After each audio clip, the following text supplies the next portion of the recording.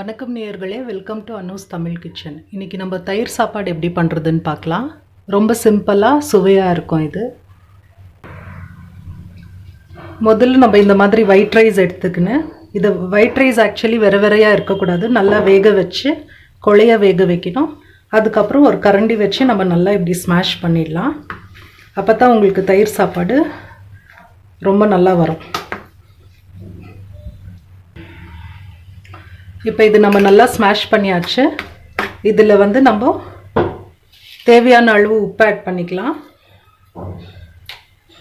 அப்புறமா ஒரு சின்ன கப்பில் பால் ஆட் பண்ணிக்கலாம். அப்புறம் தயிர், ஒரு கப் தயிர் ஆட் பண்ணிக்கிறேன். இது கூடவே நறுக்கி வச்ச கொத்தமல்லி, இது துருவி வச்ச கேரட். இது ஆப்ஷனல், உங்களுக்கு வேணும்னா ஆட் பண்ணிக்கலாம்.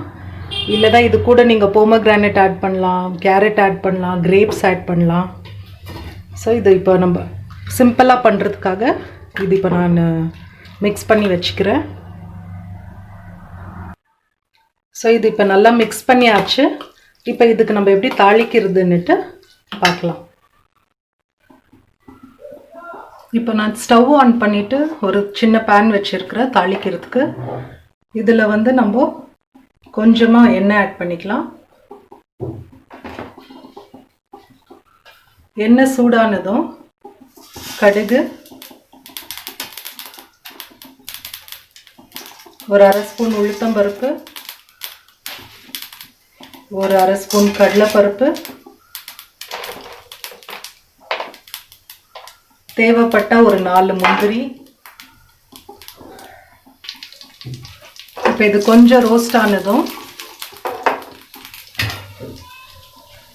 நம்ம 2 காஞ்ச மிளகாய், ஒரு பச்சை மிளகாய், கொஞ்சம் கருவேப்பிலை, ஒரு சின்ன இஞ்சி, இது இஞ்சி போடுறேன். இதை நல்லா ஃப்ரை பண்ணிடலாம்.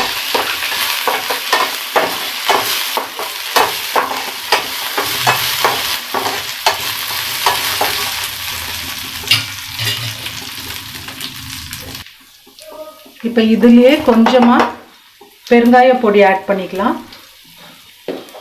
இது இவ்வளோ தான். இப்போ நம்ம இதை ஆஃப் பண்ணிவிட்டு சாதத்தில் கொட்டி மிக்ஸ் பண்ணிடலாம். இப்போ நம்ம இது ஏற்கனவே மிக்ஸ் பண்ணி வச்ச அந்த கர்டில் அந்த தாளிப்பை ஆட் பண்ணி இப்போ இதை நல்லா மிக்ஸ் பண்ணிடலாம். அவ்வளோதான், கர்ட் ரைஸ் ரெடி ஆயிடுச்சு. நீங்கள் செஞ்சு சாப்பிட்டு பாருங்கள். தேங்க்ஸ் ஃபார் வாட்சிங் and please subscribe my channel. Thank you.